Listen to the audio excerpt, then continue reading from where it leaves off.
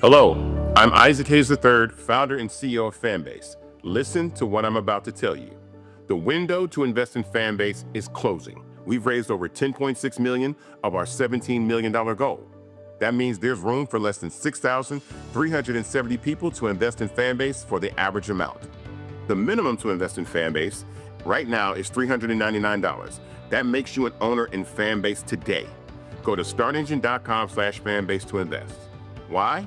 Because current social apps have taken advantage of users for far too long, with content suppression, shadow banning, harmful racist content, and no real tools for monetization and equity. Fanbase has over 1.4 million users and counting, allowing anyone to reach all their following and monetize their content from day one.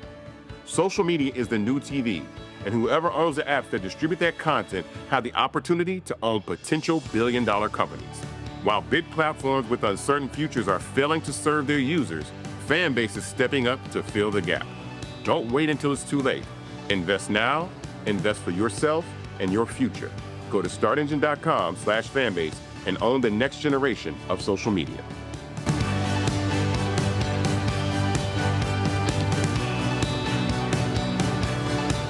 Folks, Black Star Network is here. I'm real revolutionary right now. Black power. Support this man, Black Media. He makes sure that our stories are told. Thank you for being the voice of Black America, Roland. Stay black. I love y'all. All momentum we have now, we have to keep this going. The video looks phenomenal. See, this difference between Black Star Network and Black-owned media and something like CNN. You can't be Black-owned media and be scared. It's time to be smart. Bring your eyeballs home. You dig?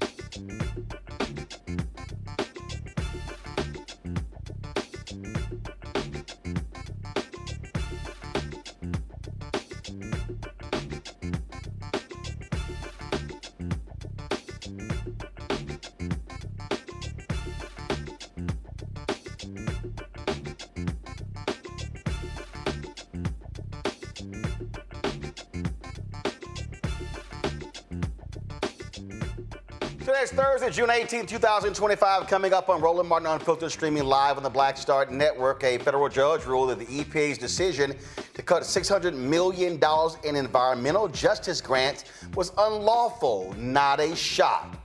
Well, the absolutely unqualified Defense Secretary Peter Hegseth dodges tough questions on Capitol Hill, and he gets reamed out by Senator Tammy Duckworth, who served, and she lost limbs in the military. Oh, I cannot wait until y'all see how she tore him to shreds. You are going to absolutely enjoy it. Well, the Fed chair says Donald Trump's tariffs are going to hurt the economy. And then what happens? Well, that idiot Trump, how he's outside celebrating the erection of a flagpole at the White House. He sounded like a drunk uncle with dementia when he was talking. It really was bad. Listen to him. Wait till we play this from some of y'all what was said about this here. Also, why is the Country Academy, why the Grammys changing their rules? Beyonce wins Best Country Album, and now all the folk get mad, so now they got a new traditional country album? Yeah, I got a couple of things to say about that. In a Texas redistricting ballot in Galveston, it could wipe out black voting power. We'll talk with Simone Leeper with the Campaign Legal Center about that. Also, a New Hampshire lawmaker sends an openly racist email blaming black people for shootings in the country. I guess he forgot all the white folks who own guns. Plus, in Florida, their board of governors fait accompli is done. They unanimously chose Marva Johnson as the new president of Florida A&M University, and guess what? She's still grossly unqualified for the job. Plus, Tennessee State secures millions in funding. We'll tell you about that as well. It's time to bring the funk on Roland Martin Unfiltered on the Black Star Network. Let's go. He's got it. Whatever the miss, he's on it. Whatever it is, he's got the scoop, the fact, the find. And when it breaks, he's right on time. It's rolling. Best believe he's knowing. Putting it down from sports to news to politics. With entertainment just for kicks, he's rolling. It's on go, y'all. It's Roland Martin, yeah.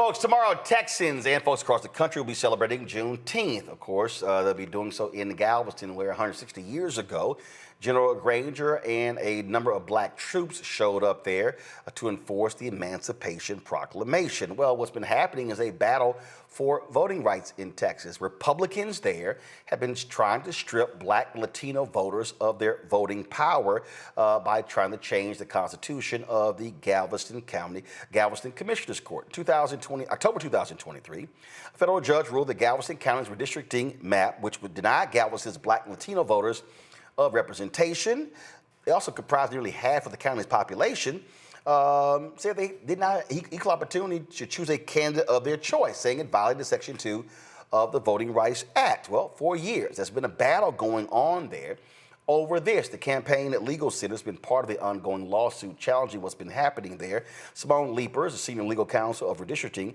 at the campaign at Legal Center. She joins us right now. Simone, this is absolutely crazy.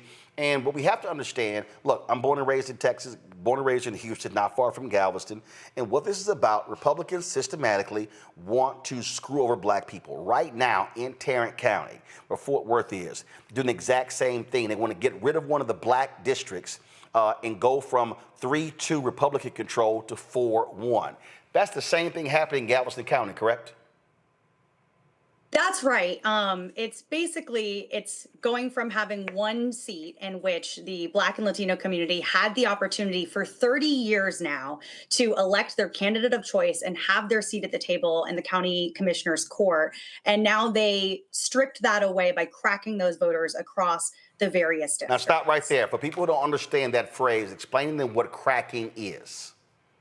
Absolutely. Basically, it's when you have a large number of voters, in this case, Black and Latino voters, who could make up the majority in a district, and in this case have for over 3 decades made up the majority of a district where they had the opportunity to elect a candidate of their choice. And what they've done is divide up those voters in the new lines that they've drawn and split them up so that they no longer make up a majority in any of the seats for the county commissioner's court. And so now they don't have that seat at the table, which has been so important to that community for so long. Now, when you say that seat, what's the present representation? How many commissioners are there in Galveston County? How many are Republican? How many are Democrat? When we look at this, we don't necessarily look at it just in terms of Republican and Democrat. Understand. What we're really looking at is the candidates of choice, right? And at this point, we went from having one seat of the 4 in the commissioner's court, and then there's also the county judge. There was one seat in which the Black and Latino community for 30 years have been able to elect their candidate of choice. And now they have no seats. Now, obviously the reason I'm saying that, because the reality is it does count to, so right now, of the 5 members of the commissioner's court, 4 elected, you got the county judge. How many of them, right now, how many of them are Republican? How many are Democrat? Right now, on the ideological lean, 4 or all 5, including the county judge, would be Republican, and then none would be Democrat, or in the way that we look at it, none are allowing that minority community to elect their candidate of choice. Now, previously, this is the current map. So previously, what was the makeup? Was it 4 Republicans, 1 Democrat? That's right. And it's one of those situations where you think, oh, well, you didn't have a majority anyways, right? What did it matter? But what we see is that in this community, this seat has been so important. I'm from Florida, so I know what kind of an impact hurricanes can have. In 2017, when Hurricane Harvey rolled through and devastated Galveston County, having that representative made all the difference in terms of communication and advocacy and really having a seat at the table in the halls of the county government. Right. So again, I understand from your organization's standpoint, you look at this as just what the law, you look at the ratio, the whole deal, but I'm also factoring the politics. The reason they are doing this is because they don't want there to even be 1 Democrat elected. Because based upon African Americans, Latinos, and how they vote, they likely are going to vote Democrat. So by breaking this up and splintering them, you now be able to create a 5th Republican seat. And so right now it's 5-0 Republicans versus Democrats, correct? That is correct, but I do want to be very clear that here what we're alleging and what I think the facts make clear is that there was not a partisan gerrymander. There was a racial. Oh, no, I understand that. I understand that. This was done, Yeah, I understand that because, first of all, that was the case in North Carolina, and the reality is the Supreme Court has already ruled that they don't have jurisdiction, which is BS with John Roberts. They don't have any jurisdiction over partisan gerrymandering. That's a state issue, but the Supreme Court still can rule on racial gerrymandering. So we saw what happened in the case in Alabama where they created an opportunity district. We saw what happened in Louisiana where they created an opportunity district as well. We saw how the court has actually ruled in the favor of African Americans and Latinos regarding Section 2, and so that strand is still available. The reason I'm trying to explain to the public what's going on here, what they are doing is what you're alleging. They are doing racial gerrymandering, and the goal of the Republicans in Galveston County is they want total control, and by cracking this district, they are saying we're going to splinter blacks and Latinos, so essentially you're not going to be able to elect the person of your choice, and more than likely, the person of your choice is going to be a Democrat.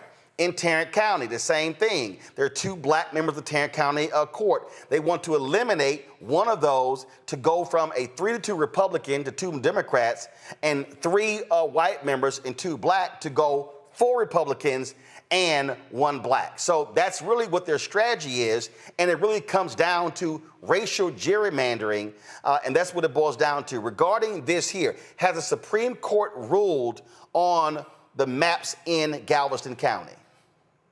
The Supreme Court hasn't ruled specifically on the maps in Galveston County. The Supreme Court was involved in that the district court had said you can't proceed in the 2024 elections based on these discriminatory maps. And that was appealed up to the Supreme Court. And unfortunately, the Supreme Court allowed the election to move forward under maps that were identified by the district court as mean-spirited and egregious. And is that because the Supreme Court sort of has this ridiculous damn rule that, oh, it's too close to the elections for us to be able to consider this. So therefore, even though the district court has ruled that it's illegal, leave it in place, and then we'll decide after the election, for a future election, whether it's illegal or illegal. Yeah, that could certainly be a factor. And when we have these sorts of things, we don't want to read too much into the tea leaves on, what the court considers about what we call the merits of the case, the actual facts, right? If they're not issuing a written opinion, giving their justification. But that is something that has been a huge problem in terms of saying, oh, it's too close to the election, even when in actuality, it's not. Yeah, because same thing has happened in other jurisdictions where they were frankly electing people under the illegal maps, but the Supreme Court allowed them to continue. All right, so from a court standpoint, where do you stand with this here? Like, is it in the appellate? Is it going back to the Supreme Court? Because you're in limbo right now. When are the elections in Galveston County? Are they in an off year like this year, or are they next year in 2026? So it was in 2024 that the election went place underneath the discriminatory map. 2 years or 4-year terms? That is going to be 2-year terms. Got it. So that was in 2024. Correct. For the next election. I'm going to be completely honest with you. I'm blanking on it right now, and I don't want to give it wrong information. I apologize. No, don't worry about it. I can easily find it. So we're talking about, if you're talking about, where does the court case stand? So right now, the court case is back down at the district court level. So the district court judge ruled under a set part of our claims that we made, right? So there's the parts of the claims that are moving forward right now are about intent. It's about the discriminatory intent and the racial gerrymandering. Previously, the judge had ruled on what's called vote dilution, which is basically the effect of the maps. The fact that the maps actually, in effect, took away the opportunity for Black and Latino voters to elect their candidate of choice. And the district court ruled in favor of the Black and Latino voters, and that was up to the appellate court at the Fifth Circuit. And they did something which was truly horrible, which is they went against their own precedent, their own cases that they had previously decided, and held that there's a single race limitation on the protections of the Voting Rights Act as it relates to those effects claims. I'm sorry, a single race limitation? What the hell is that? Yes. A great question, right? And so basically, you have in this case the Black and Latino community together. They have a common community, they have common candidates of interest, they have shared concerns. And together, they're able to come together to elect a candidate of their choice. The Fifth Circuit has said that you can't bring claims on behalf of more than one racial group. So okay, hold on, wait. I'm sorry, wait a minute. Y'all are suing on the basis of racial gerrymandering. They're trying to say, hey, if you're gonna sue, you gotta sue only for Black people and only for Latino people. You can't sue for Black and Latino people together? So they haven't said that yet, and hopefully they will not, about racial gerrymandering or racial intent in the maps. What they did say is that if you're talking about the effect of the maps, the fact that it takes away voting power for these combined racial groups, they said in that case, you could only sue on behalf of Black or Latino voters. And we understand that it imposes a racial purity test on the protections of the Voting Rights Act. It makes no sense, and the vast majority of courts have not made that decision. And indeed, the Fifth Circuit previously had said that that made no sense. Unfortunately, that's the ruling that they've made. And so now we've taken this case back down to the district court level, the original court. And now we're moving forward and asking the court to rule on our claims of racial gerrymandering and discriminatory intent in redistricting. Okay, so for folks who are watching and listening, I need y'all to understand something here. You can't do this. So guys, do me a favor, get me out of the 2 box, put me in the 1 box. So let me explain this here. Because see, I don't want her getting in trouble because she has to go before the courts. So I'm gonna say this, I'm gonna go back to our guest. The Fifth Circuit Court of Appeals is one of the most conservative appeals courts in America, okay? Hard right wingers. If y'all study, we covered this, what happened in Louisiana. They kept going back and forth, essentially trying to help the people in Louisiana as having an out to create the Opportunity District. And basically, the Supreme Court was like, no, this has been decided. And they kept trying and trying again. So for the people who are listening and watching, understand, that's what the Fifth Circuit is. There are more Republican-appointed judges in the Fifth Circuit than anyone else. Very few folks appointed by Democrats. And so you have to understand the radical ideological bent of the Fifth Circuit. So that's why they're doing the actions that our guest just described. Now I'll go back to Simone. So I don't need them trying to say, oh my God, you were doing this show, you were calling us out, but I can call them out because that's exactly who they are. So the thing that the benefit, and hopefully, and again, we've seen this in other cases, and where this Supreme Court, shockingly, has consistently, even though we saw the attack of Section 4 with Shelby B. versus Holder, this Supreme Court, and it's hanging by a thread, still is going, hey, guess what? Section 2 still stands. They've actually ruled in several other cases against racial gerrymandering under the guise of Section 2. That gives you, I hope, some hope that if it goes all the way up, they will rule in your favor before the next election. I mean, I hate to read tea leaves, but what I can tell you is that this has been described as a textbook case of racial gerrymandering by experts at court. And so it's very clear. The evidence is out there. The district court judge has made the findings that would demonstrate that this is racially discriminatory. This is racial gerrymandering. And I do want to clarify, it is 4-year terms for the county commission. Yeah, I was just checking. I apologize. I've already checked. The election was in 2024, so the next election is in 2028. But if they do rule, I mean, and if they do rule that these maps are illegal, can they order a special election, or will Black and Latino voters there, frankly, have to wait until 2028? They could order a special election, absolutely. There's also staggered terms, right? So based on the numbering of the district, that affects the year in which the election is. Right. And so, that's another option. There's no reason that this community should have to wait any longer and go any longer without that representation that is so pivotal. Absolutely. Simone Leeper, we surely appreciate it. Thank you so very much for joining us. Thank you very much for having me. Folks, want to bring in my panel right now, talk about this here. Joining me right now, Robert Patillo.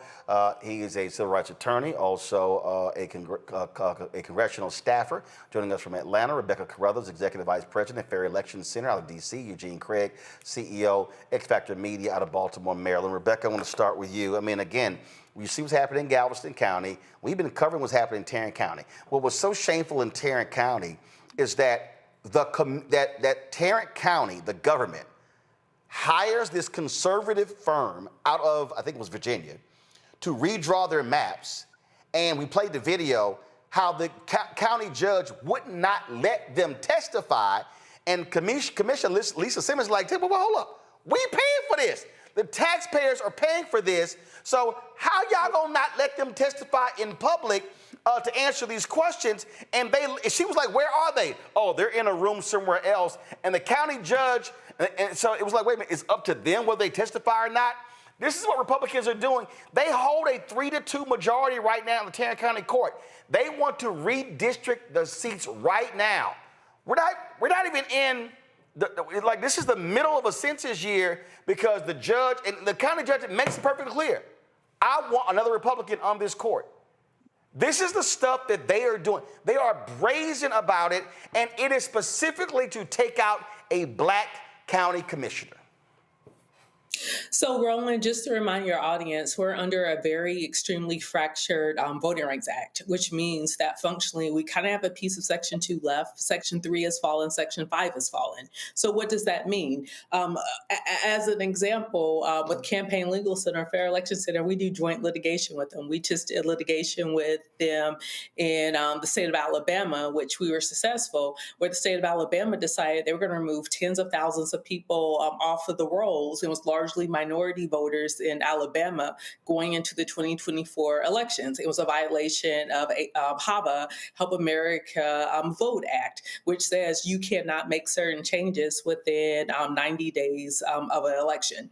So what we're seeing when there is no Voting Rights Act that's valid in this country, we're seeing especially in what has been previously suspect areas. So a lot of it is across the South, not just the Confederate South, but the Jim Crow South. We also see in different places in the quote unquote North where there has been local jurisdictions that have racially have made decisions based upon race in a negative way to make sure that voters aren't able to elect the candidates of their choice. What we're seeing in Texas is especially egregious because they're saying forget the 10-year cycle of where we have the census, that next year we do redistricting, we set the districts, and then for the next decade, that is indeed how people vote based upon those districts. Instead, we're seeing a constant and ever-present redistricting fight. And we are hearing very partisan things. We're hearing even from the White House, from the Congress, even telling Texas on the congressional level, hey, you need to do redistricting because we need you to send more Republicans to Washington, D.C. That's not the way this thing should work. So right now, we see the way voting, we see the apparatus to determine whether it's redistricting, determining political districts, or even the apparatus of who gets to vote, we see it extremely heavily politically charged. That is not the way it's supposed to be. Voters decide who represent them. Politicians aren't supposed to decide who their voters are. But what we're seeing is a very blatant and naked attempt on keeping power, because if all things were equal, if we were making sure those who are eligible are able to vote, if we were making sure that we had fair maps in how people are able to vote, Congress will look different. And that's what certain people in this country do not want. Eugene, look, this is all about a naked power grab. And again, that decision by the Supreme Court that was led by Chief Justice John Roberts that, we don't have any say-so in partisan gerrymandering, that's left up to the states. And so the authority there is the state Supreme Courts. That's what opened the door for the Republicans to say, in places where we run the state Supreme Court, we're just going to change the maps. The problem is the Supreme Court, federal government still has control when it comes to racial. That's why when they had a previous court case in North Carolina, and they lost one of these, Reverend Bishop Barber kept telling the white folks in North Carolina, do not sue on the basis of partisan gerrymandering. He said you have to sue on the basis of racial gerrymandering. They ain't listened. They lost that case. And so that's the only glimmer of hope that we have, and what they're doing is they're trying to play games with it, but clearly in the Galveston County case, in Tarrant County, they targeting black people and in Latinos as well. This ain't partisan, it's race. It's 100% race, right? And look, during your opening segment to this segment, we ran down Louisiana, Alabama, North Carolina. You're seeing the same gerrymander in Georgia. I mean, even see it in New York to a degree, right? The fact that Congressman Lawler is Congressman. But it does come down to race. And what they've also understood is that, because of the race that black people vote for Democrats, the race that Hispanic people vote for Democrats, if we're able to fracture that vote up, you're able to make sure that Democrats aren't able to get elected, or just common sense public figures aren't able to get elected. And that's what the fight is going into the 26th election and the 28th election, and then lead into the 2030 census. Robert, I made it all plain right here. This is about power. And their whole deal is, if we can sit here and roll back, take this seat, this seat, this seat, again, shove all these black folks in one district, that's what they're doing. Same thing happened. This was the South Carolina case where they said how they were removing black people out of Nancy Mace's district, pushing more of them into Congressman Clyburn's district to make that seat more black. And for years, I remember Cornell Belcher came on my Washington Watch show on TV One, and he made this point, and a lot of black people got upset. He said, black people, we have got to stop. He said, we got to be smart about our politics. He said, we've got to understand the power of black voters. He said that we're so fixated on black representation as opposed to Democratic representation. He said, then we're going to lose. And people are like, man, what are you talking about? We want more black people. He's like, no. He said, your black people can have more power if all of a sudden 25% of this district is black versus 65% of this district being black. Let's just take 65% here. He's saying, yo, if 15 or 20 go over here, this is still a majority black district. And a lot of people were really upset with that. And we saw that play out in Texas when the Republicans in Texas targeted the white Democrats. And so what they did was, and this is when the Democrats actually fled the state to try to stop this thing from being passed, and it didn't work. This was the first time, not the second time. And I remember you had a black state representative, Ron Wilson, who went along with their particular plan because he thought he was going to win the congressional seat that was created in Houston that's now occupied by Congressman Al Green. Well, guess what? He got his ass whooped. Then he got his ass whooped and lost his state seat and later had a stroke, so he out of politics. And so black people said, no, we saw what you were doing, Ron. You were full of shit by aligning with Republicans.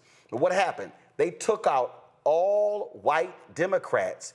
And so the Texas congressional delegation expanded to be more Republicans by taking out the white Democrats because they were packing the black people in the black districts. And so that's what people are saying you have to be paying attention to, the game that they're playing. Oh, no, no, no. We're going to put more black people in your black district, so you're good. What that's doing is preventing black people from deciding that second district.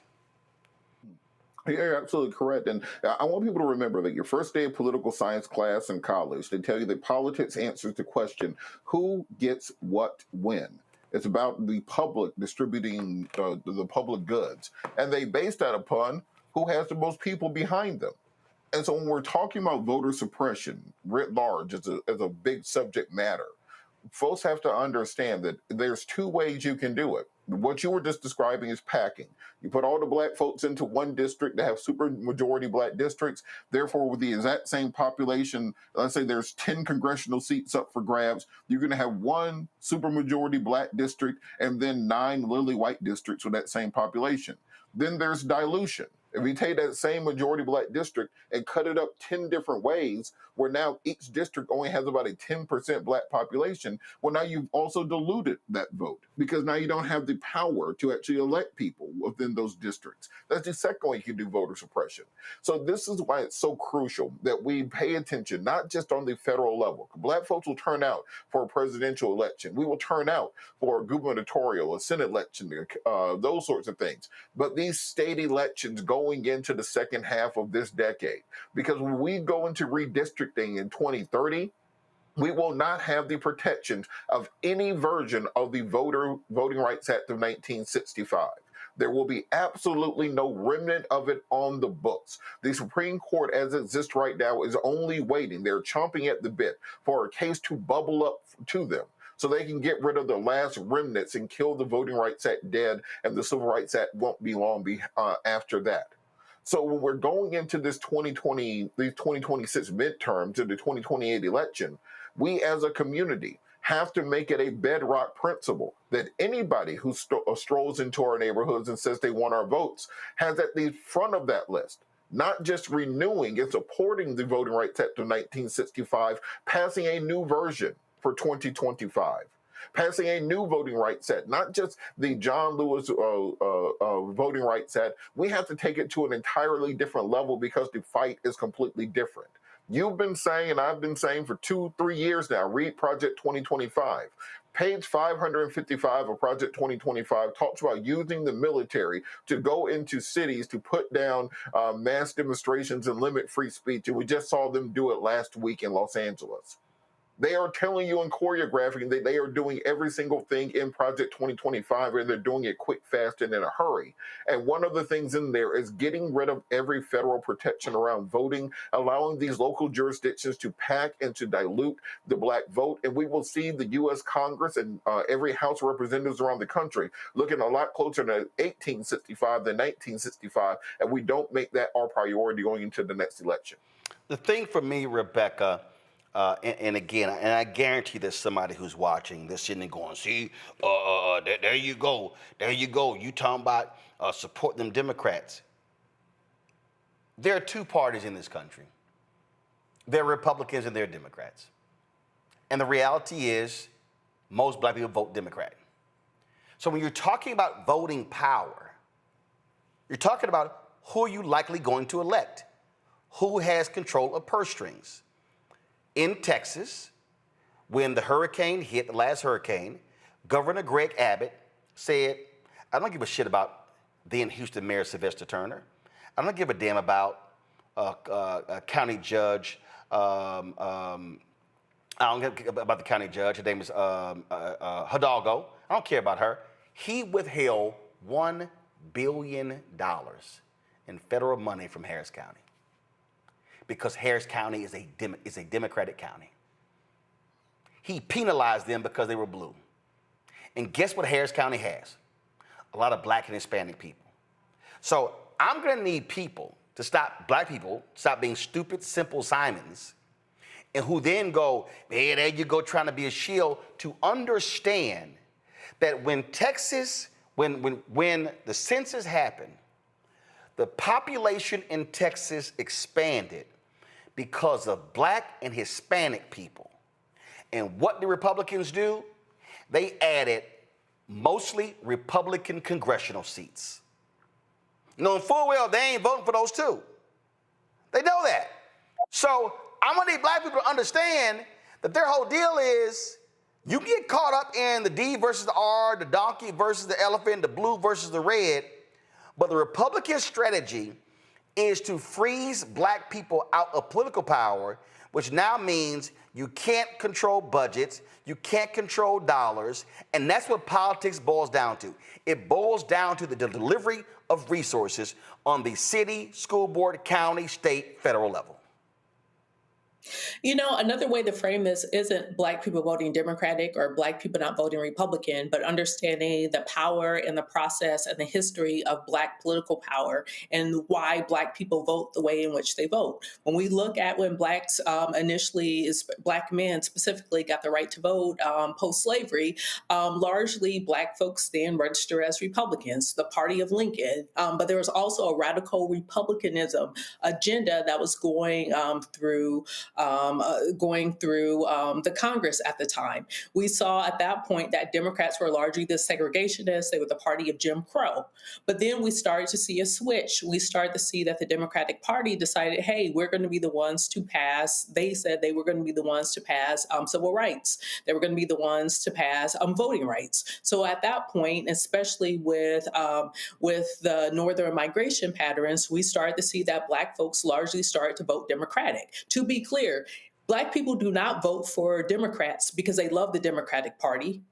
Black people are extremely pragmatic, extremely rational. So to all the people who say that Black people are on the plantation or that they are sheep, you have to understand the pragmatism. Black people have, in the last about 50, 55 years, have voted overwhelmingly Democratic. It's because they believe the Democratic Party has delivered things that the Republican Party hasn't enunciated or indicated that it will be willing to deliver for Black people. So one thing that I would say about Black voters, highly sophisticated. They are voting based upon their interest. In fact, they are the only and most consistent voting bloc in this country that is willing to vote based upon their interests. And what just so happens is that the way Black people vote tend to be in the best interest for the entire country.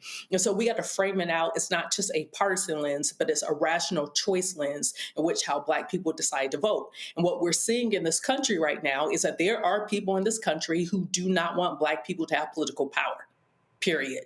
If Black people were largely Republican, there would be people in this country who would not want Black people to have political power. Because if Black people were largely Republican in this country, we would see that Project 2025 will probably be the opposition party to all of those mass Black Republicans. Just so people understand how this thing has happened, how this thing has worked the last 200 years in this country. It's about a dilution. It's about an elimination of Black political power. All right, then. Got to go to a break. We come back, folks. But lots to talk about right here on Roland Martin Unfiltered on the Black Star Network. Next on the Black Table with me, Greg Carr. A very different take on Juneteenth with the one and only Dr. Sunyata Ahmed. We'll explore the amazing foods, remedies, and rituals that are a part of our history and the Juneteenth holiday. So it's our responsibility to return the healthier version to our folks instead of just the red liqueurs marketed to us, the red sodas and the other things. I mean, why does the Kool-Aid man have to sound like Louis Armstrong? He's like, oh yeah! Oh, yeah, right. An enlightening and tasty hour of the Black Table, only on the Black Star Network.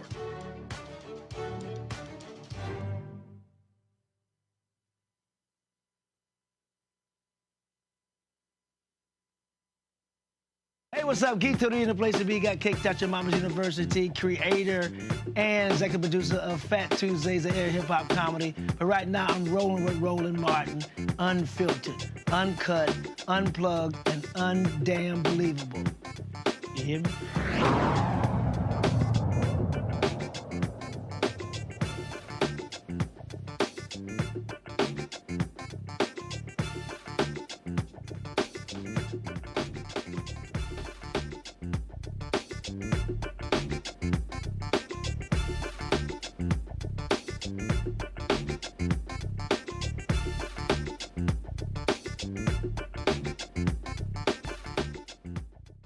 Well, on Monday, it was the National Institutes of Health grants. Now it's the Environmental Protection Agency. A federal judge has ruled that Donald Trump administration acted unlawfully when it withdrew $600 million in environmental justice grants intended for low-income and minority neighborhoods. Judge Adam Abelson of the U.S. District Court for the District of Maryland ruled that the EPA's termination of these grants violated the Administrative Procedure Act. These grants were part of the Thriving Communities program, which aimed to address pollution in areas that are disproportionately affected, such as Black and rural communities. The EPA had tried to discontinue the program, citing a policy shift under Donald Trump. However, the judge determined that this action was illegal and contrary to the intent of Congress. This right here, Eugene, is another example of how unlawful this administration is. And again, we're going to keep saying this. This is why federal judges matter. And this is also a direct attack on black people.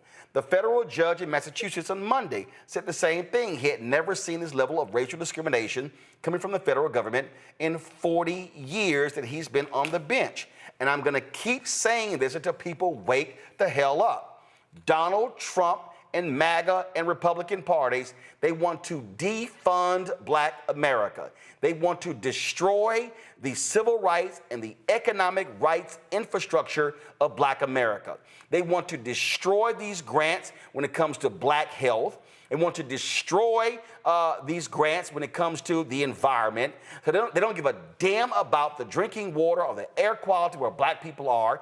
Donald Trump pulled out of that lawsuit, canceled the lawsuit in Louisiana against those petrochemical companies in Cancer Alley where black people are dying. They called it an illegal DEI settlement in Lowndes County where black people had sewage backing up into their lawns. And you know who ain't saying shit? It's black Republicans in Congress. And all of these skinning and grinning Negroes who I call the help, who went to the Black History Month reception at the White House. They ain't saying a damn thing. You don't hear Michaela Montgomery, Joseph Pinion, King Randall. You don't hear Terrence Williams. You don't hear any of these folks, Sharice Lane. You don't hear none of these people speaking up for black people. Darrell Scott ain't saying nothing for black people. I can go Byron Donalds, Tim Scott, Burgess Owens, Wesley Hunt. They don't give a damn about black people. They are simply black folks with black face, and they are operating doing the bidding of white conservative Republicans. I mean, listen, it's literally just me, Sophia Nelson, and Michael Steele. But the thing is this, right? I want to go back to that judge's point. At the end of the Biden first term or last term, at the end, that last quarter, right? People, oh my gosh, what is Sleepy Joe doing? You know, what is Biden doing? You know, X, Y, and Z. That last 3 to 6 months, he was fighting to confirm judges. Why?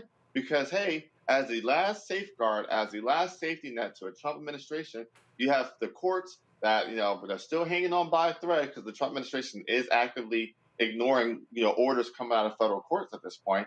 But as the last safety net, as the last fail-safe, they confirmed as many judges as possible and still wanted to confirm more. And the thing is this, it's Team Trump's agenda to defund black America, to do much harm as possible to black America, and then turn around and say, oh, the Democrats are the reason why things are messed up. Well, no, that's not true. It's literally just not true. But it's important for people like me and you, particularly definitely people like me, that are black Republicans, to speak up, speak out, and be loud about fighting for things that affect black people directly, whether it comes to education, whether it comes to the environment, whether it comes to economic opportunity. And look, I always say it, a lot of these new age black Republicans, they aren't Republican, they aren't conservative, they are MAGA folk. There are people that came up through the age of Donald Trump. You have some folk that existed before Donald Trump, but then capitulated to Donald Trump and MAGA. And I say, look, it's literally just me at this point, me, Sophia Nelson, and Michael Steele. But, we're going to keep fighting for black folk and the interests of black people. I'm just not going to sit silently by, Robert, and allow these people to front and play games with us. Who's your guy in Atlanta? The radio guy. Where his ass at? What's his name? Shelley? What's his name? Yeah, you're right. No. What's his name? You're right. It's Shelley Winter. And no. Here's my whole question. Here's my whole question. Shelley Winter. Do you see Shelley Winter calling them out on this anti-black agenda? Is he saying anything? You see, I don't know. What I was saying was me and Shelley had to stop talking because I'm Haitian, and he repeated the whole Trump, Haitians eat cats and dogs. So I cut everyone out of my life. I don't care if I've known you 20 years. If you say the Haitians eat cats and dogs, and I got to go look my Haitian mama and look at the picture of my dead Haitian grandmama in the face, I have to make a moral decision as to whether or not I can associate with individuals of that nature. What does he go by? Does he go by WINTER or W-Y-N? This is weird, Roland, but it's... That shit ain't weird. I'm asking you a question. It's a strange thing we're doing currently. You know how to spell his damn name. How to spell his name? It's W-Y-N-T-E-R. Good. Now keep going with your comment. Now, Rob, you know we run down on people on this show. No, hell yeah. No. I ain't, listen, listen. I ain't trying to sit here and play nice with these people. Because see, here's my whole deal. I know black Republicans. Okay, Eugene's a black Republican. Michael Steele's a black Republican. Our dear friend Chris Metzler, who passed away, was a really good brother. I've known black Republicans my entire life. And those are Edward Brooke black Republicans. These are people who are conservative, but they actually love black people. When I talk to Elroy Saylor, they love black people. But these Negroes, they love trying to talk about how y'all on the plantation, Dems ain't doing nothing for y'all. And when these white MAGA folk target black people with anti-black agenda, all them Negroes quiet. Now, if you want credibility with me, call them out when they do something wrong. And so that's why I asked for his name, because I'm going to look for his damn social media, and I'm going to see what his ass got to say. Go on right ahead. The point I wanted to turn back to is a point about environmental racism and why this EPA decision is so important. And when progressives, when liberals use terms like environmental racism, it loses a lot of people.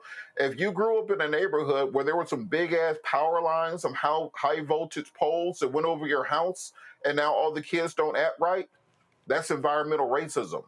If you grew up in a housing project like I did, you looked out the back window, and there was a big-ass landfill right there full of who knows what kind of chemicals and stuff that we were breathing in that went into the water supply, and that's where all the black neighborhoods were, environmental racism.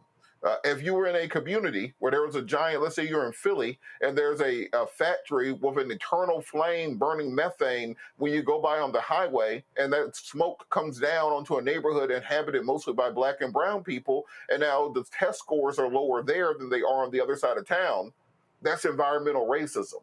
So I want folks to understand that when we talk about some of these terms, it sounds like they don't have anything to do with you. Or when Donald Trump and the conservatives talk about deregulation of business. Yes, it sounds great to have deregulation. Deregulation also means they can put lead back in the paint. Deregulation means they can put asbestos back in your attic. Deregulation means they can dump those chemicals directly into stream that's upstream from your water supply, and that doesn't impact them. So we have to be educated in these conversations, ensuring that we are fighting these fights and operating in a manner that we're not just simply saying, well, does it directly impact black folks? We have to ask the question, how will it impact our communities and our country writ large? See, I'm sitting here looking, your boy, Carol, go ahead. Carol, book Shelly ass on the show. Because I want to ask him directly these questions, because under his Twitter bio it says never scared, black, and conservative. Well, I want to know if he's saying anything against these policies, because Rebecca, they're absolutely positively anti-black. Look, there's a lot of quiet people. I mean, you could add on Angela Stanton and other people, but also we have to call out some of the Democrats who have 2028 aspirations as well. You know, if indeed black people are the most consistent and largest voting bloc or the base of the Democratic Party, then where are the 2028 Democrats as well in talking about the anti-blackness that's coming out this administration? Well, I'll be honest, I don't give a damn about any 2028 Democrats, because hell, we ain't even got the 2026 yet. You can't focus. My whole deal is, I think that's part of the problem. Folks spending too much time on 28, they ain't paying no attention to 2025. But that's the point. The very people who are now going on social media saying, where is Barack Obama? Why isn't he standing up and talking about this moment? Well, guess what? Barack Obama is not the leader of the Democratic Party. So for those who are trying to be the leader of the Democratic Party, then they also have to understand that there's a call to action for them to use their voice in this moment. Don't wait until 2026 or 2027, and then all of a sudden you want to be the champion and tell black folks, hey, you need to show up and vote for the Democratic Party.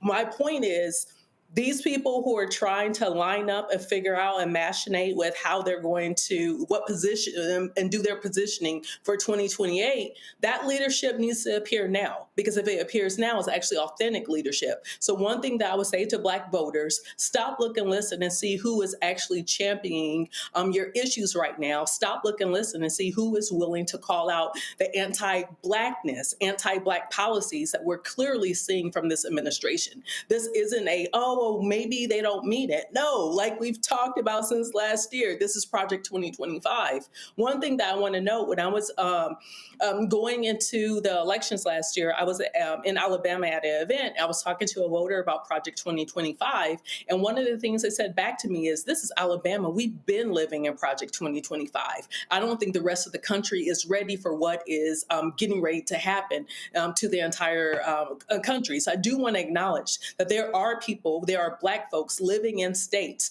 where they've been under this type of framework. They've been under this type of government, but now we're seeing it nationally. See, the reason, y'all, I'm a little froggy about this here is because I'm just not interested in these lame-ass people getting away with their BS. I mean, I'm when I say I'm sick and tired, and I'm sick of being sick and tired, I am. I had a conversation earlier today with somebody, and we were talking about issues of faith in the poor.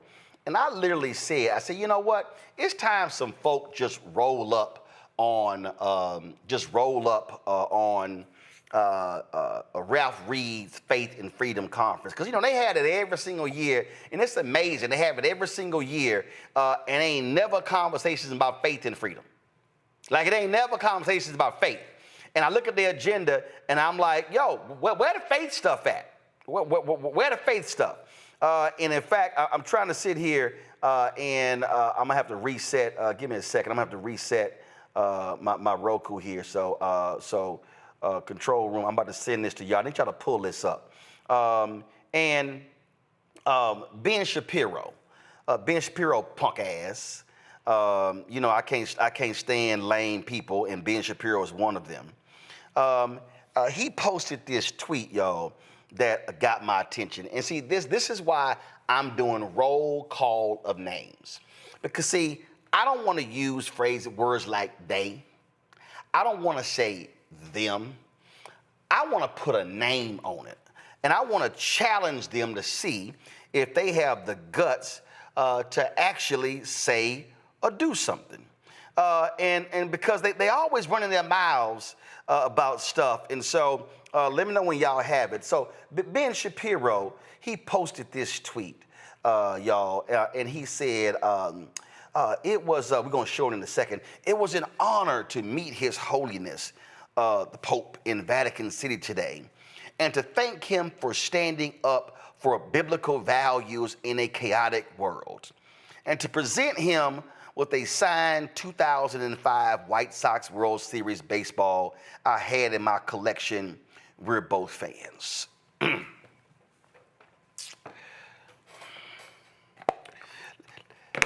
Let me explain to y'all why Ben Shapiro is a punk ass, okay? And so I'm about to explain to y'all why Ben Shapiro is a punk ass for this lame ass tweet. Because Ben Shapiro, you thanking the Pope for standing up for, quote, biblical values in a chaotic world. Does that include Gaza? Does that include the poor? Does that include the Catholic Church being against the death penalty? See, exactly which biblical values are you thanking the Pope for? See, right now, with this big, beautiful bill, that bill is a shameless, despicable attack on poor people and the working class. Ben Shapiro, were you thanking the Pope talking about them? See, I'm tired of these performative so-called evangelicals, Christians, folk who claim to be people of faith, whether they Jews, whether they are Buddhist or Hindu or Christian or Muslim, whatever you want to call it. All I want to know is, which Bible are you talking about? Are we talking about all 66 books, or are we talking about just the 4 Gospels? Which one? We talking about New Testament or Old Testament? We're talking about both. See, that's my problem with these people.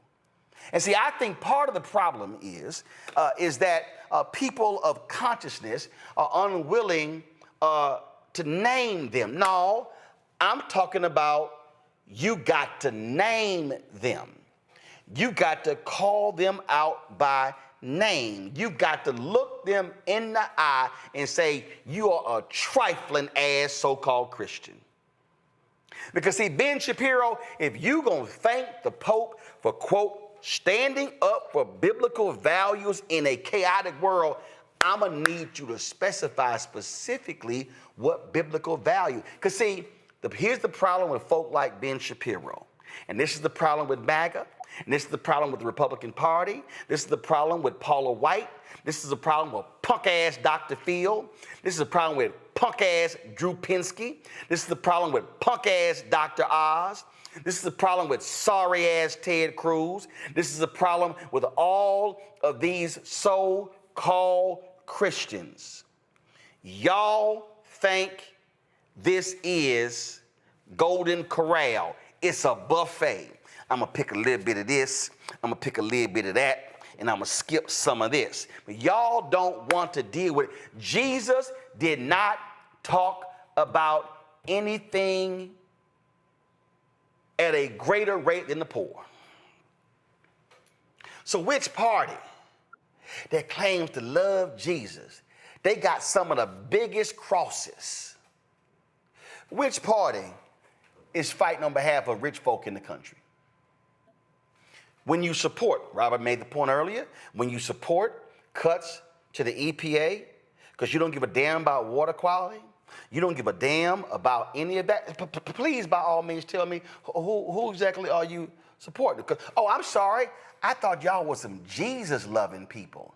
Don't y'all run around quoting Genesis and on the first day, the Lord. Don't y'all love talking about how God made this, God made the earth, everything comes from God? So if everything comes from God, then why are y'all abusing the very thing that God created? Why do y'all say that environmental racism doesn't exist? Why do y'all say that climate change is not real? Why do y'all's response to anything about climate or the environment is that's going to cost too much? But y'all say y'all love Jesus. I'm really confused. I remember the white pastor. We played the video. Let me know if y'all could try to chase that down. The white pastor, I think it was in North Carolina, who called out all of these right-wing white conservatives for buying that punk, that sorry, trifling trash Trump Bible that he did with Lee Greenwood that combined the Bible and the Constitution. That white pastor had the audacity and the unmitigated gall, and he was right, to call them out by saying, you don't sit here and wave your Bible as a constitution in it. He said, you are sworn as a Christian, as a believer on the Bible and not that document. But that ain't what we're dealing with. We're dealing with some fake people of faith.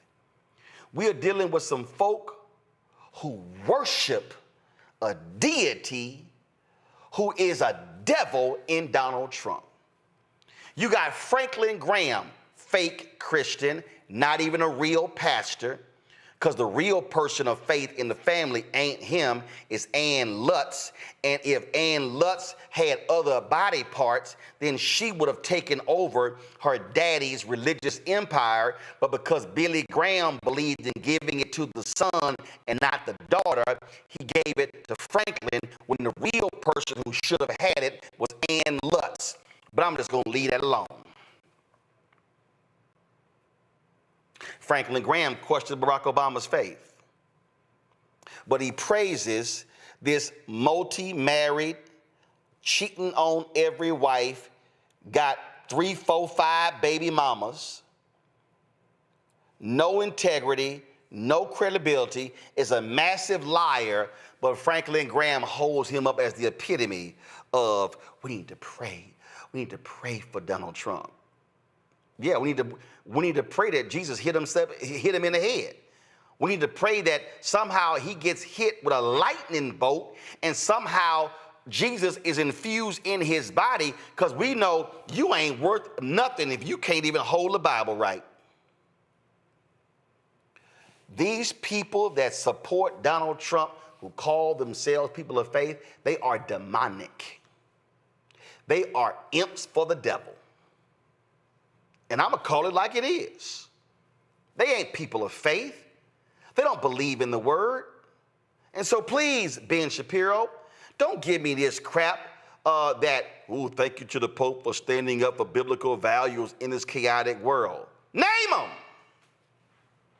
See, we need more white pastors like this one right here.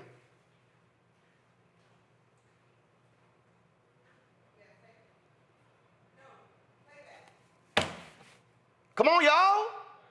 Thank you. Let's go play it. People that don't read and pray will get politics mixed up with church. They start mixing and meshing together. That's why some of you bring politics into the church. You think that politics is spiritual stuff. Politics is of this world. You think it's your duty to be political about this, that, and the other. No, your duty is to serve the Lord your God with all your heart, mind, soul, body, and strength, and love your neighbor as yourself. Don't be talking to me about my spiritual responsibility to vote. I don't have a spiritual responsibility to vote. I have a civic privilege. Don't be telling me that voting is spiritual. See, that's what happens when you don't read and pray. When you don't read and pray, you say, wow, there's a Bible out now that includes the Constitution and the Bill of Rights. Isn't that wonderful? No. No, it's disgusting. It's blasphemous. It's a ploy. Are you kidding me? Some of you are so encouraged by that. Let me tell you something. The gospel is not an American gospel. It is the gospel of the Lord Jesus Christ.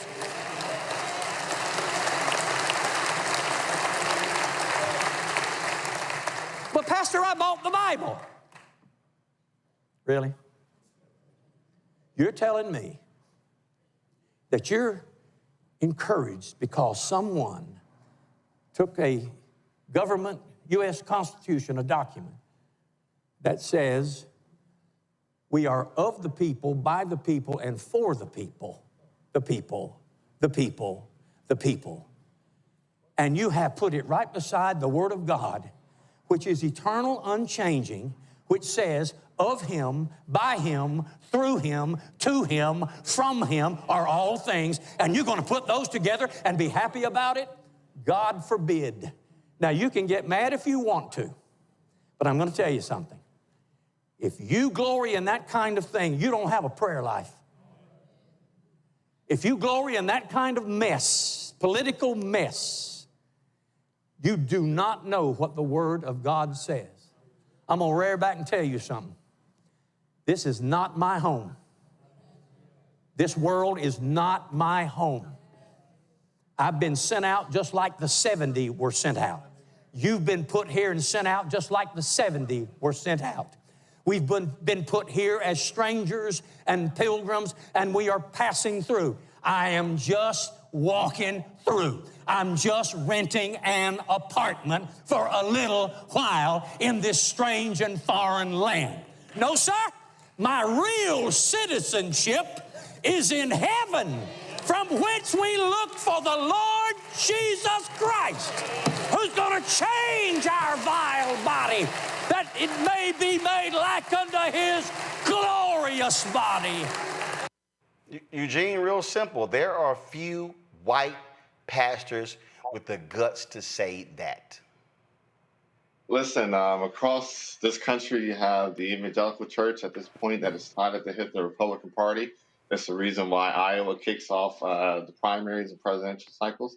You don't have too many white pastors that are walking around with that level of conviction, that level of consciousness. The issue also, he's right. These pastors aren't reading their Bibles, and they're selectively preaching from their Bibles.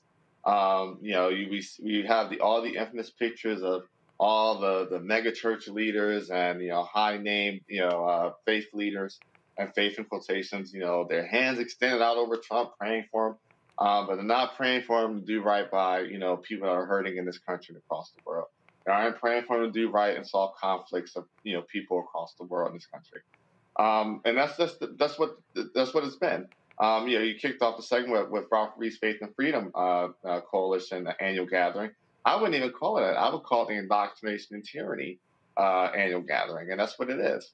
You're not going to hear, Ben Shapiro, who's not even a Christian, be able to define what Christian values he's hoping the Pope, is standing on and getting the business clear on, because he doesn't even believe in them himself. And so, we're living in a really, really weird time that's kind of always existed, but now in our forefront for XYZ reasons. But it is reinforcing. It does feel good to see, particularly white pastors. Because we have black pastors who have always spoken to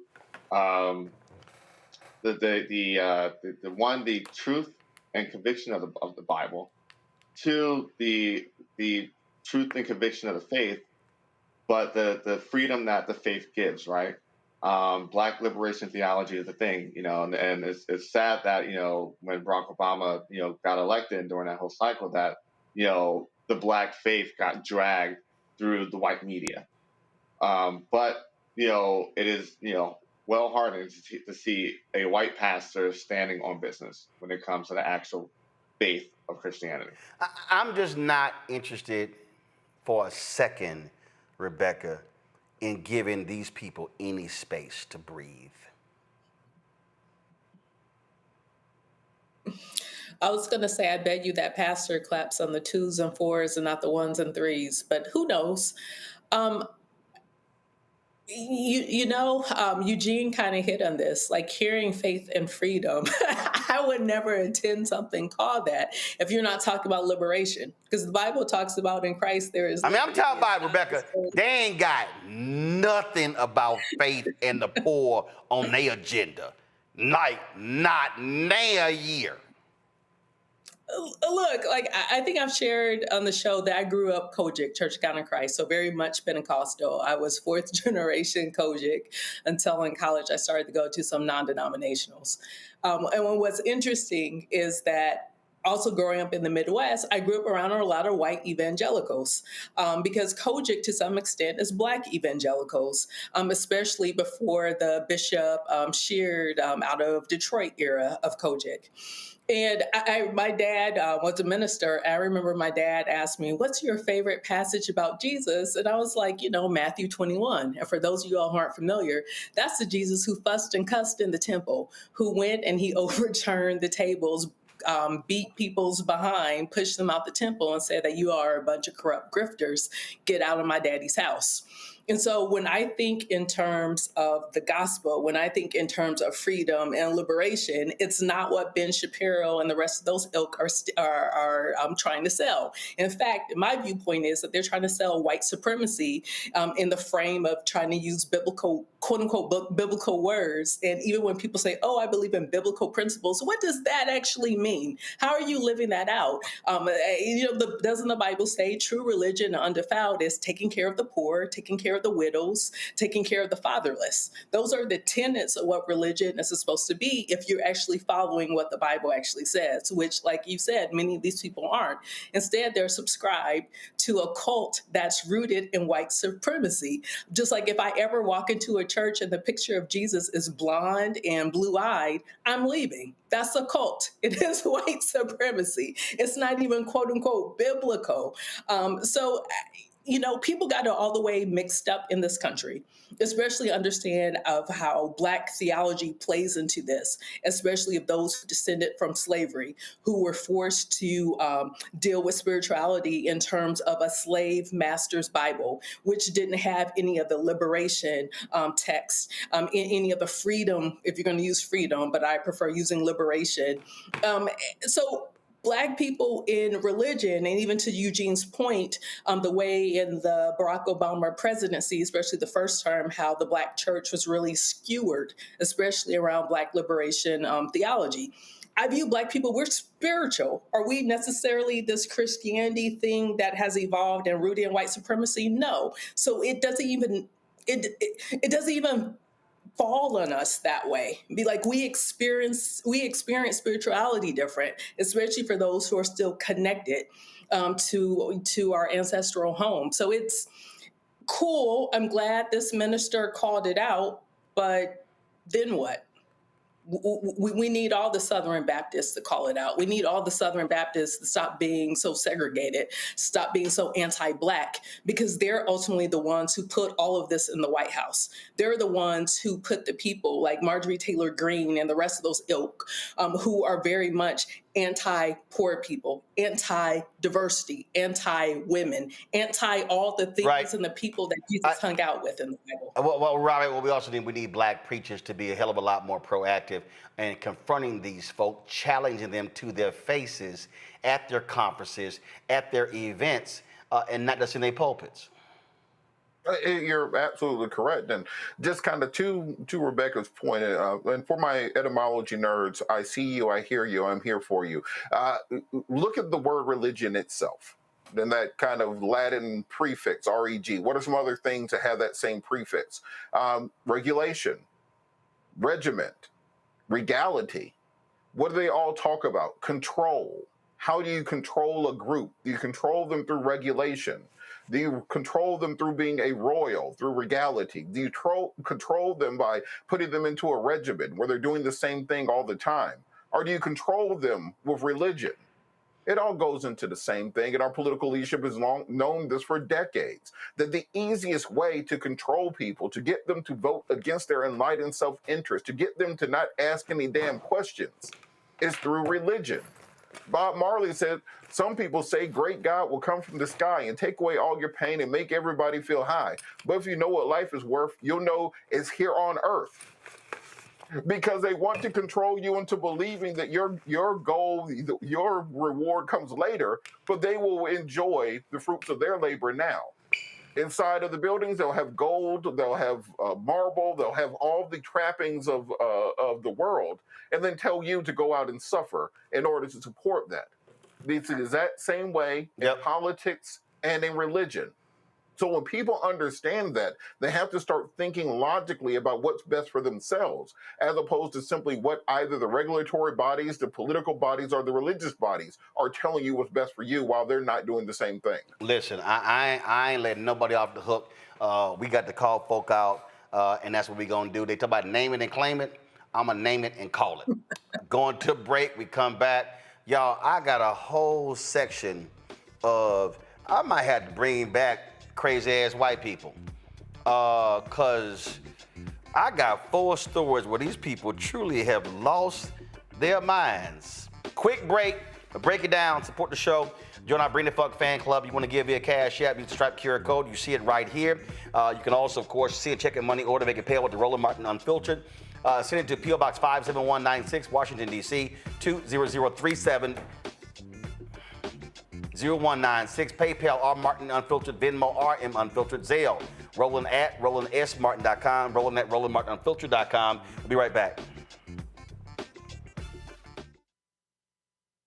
This week on the other side of change. State of the Democratic Party. What are the barriers preventing us from seeking true liberation and including more voices in that process? They overlook Black organizers, young Black people, the work that we do all throughout the year. But then when the election cycle comes around, now all of a sudden they want to listen to us, listen in quotation marks. Now all of a sudden they want our labor and our contributions. And it's just like, for me, I'm at the point where it's like, no, we're not doing that. Tune in only on the other side of change on the Black Star Network.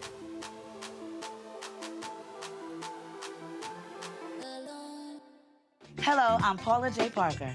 Truly proud on the Proud Family. I am Tommy Davidson. I play Oscar on Proud Family, Louder and Proud. Hi, I'm Jo Marie Payton, voice of Sugar Mama on Disney's Louder and Prouder, Disney Plus. And I'm with Roland Martin on Unfiltered.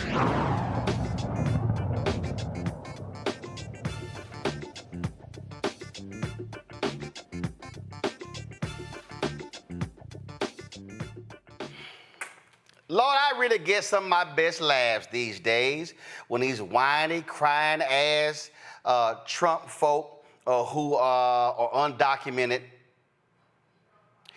when they get sit back somewhere else and they voted for Trump, I don't know what to do. A South Florida woman has now joined the group. She's regretting voting for Trump because her daddy got his ass snatched by ICE. And now, he about to get deported. Roll her crying ass. No one deserves to go through something like this behind bars. He has lived in Florida for more than half his life and worked for the same construction job for many decades. Every day that goes without him here is a day lost forever. This is about being human, about love, connection, and presence. The one thing he needs the most is the one thing that we're being kept from giving him, which is us. I feel that it would be immoral and inhumane to let a man who is suffering, who is terminally ill, spend what little time he has left in pain and isolation. Please don't let him die in a cell. Please don't let his final memories be of those of pain and isolation.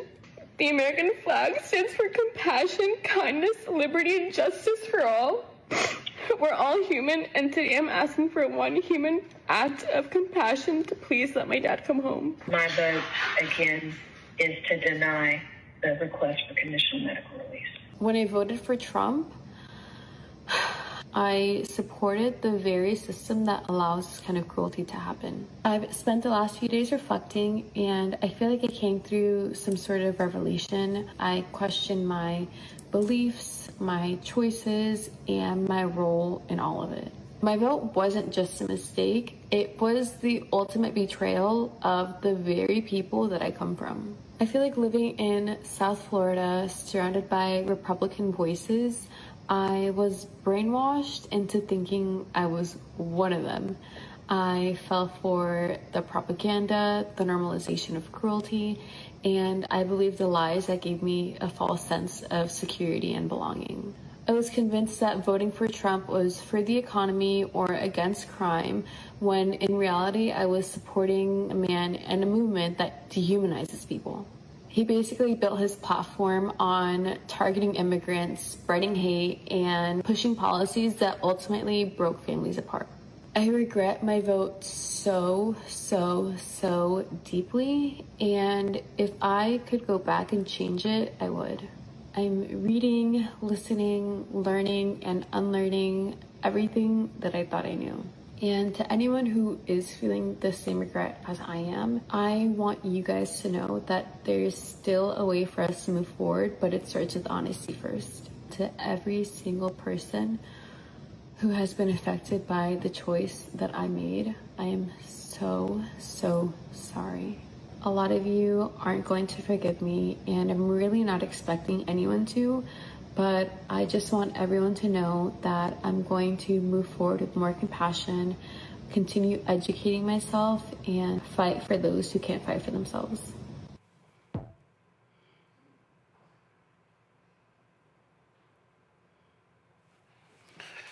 Which one of y'all want to comment on that bullshit? Y'all go ahead. I am so tired. Oh my God! Compassion, of faith, and liberty, and justice for all. Now I've had a revelation. Listen, as a resident Republican in this RMU family, I'll be the one to let her know we don't give a FUCK. You decided to opt up with Donald Trump, and we're opting out of all of it. You know, we tried to tell you. We tried to tell you what's coming out of the pipeline. We tried to tell you go read Project 2025. We tried to tell you that, hey, you saw the results from the first administration, so it's probably gonna be worse than the second administration. We tried to tell you. We did. We did our best. And, her and a lot of other, Hispanic folk said, Viva la Trump. And now they're crying because, their abuelas, their moms, their dads, their brothers, their sisters, their cousins are being snatched up by, literal mass men. But at this point in time, and because it's Wednesday and their kids probably watching, we don't give a F. Maybe next time you vote right, you won't have to deal with this. I'm just gonna go ahead and make me a protein. I'm just gonna make me a protein shake. Robert, go on ahead, cause I can't even, all that bullshit. And God, I'm surrounded by Republicans. I was brainwashed. Like your dumb ass can't read. Look, Roland, as the resident Haitian on the show, I have Haitian family members in Florida who voted for Trump and are dealing with similar situations currently. And hold up, what the hell were they thinking when he said he sent their ass back last time? He was saying Haitians were eating cats and dogs and they dumb asses voted for him? You ain't got to tell me. I tried to tell them, and they ain't believe these things were taking place, and now they see.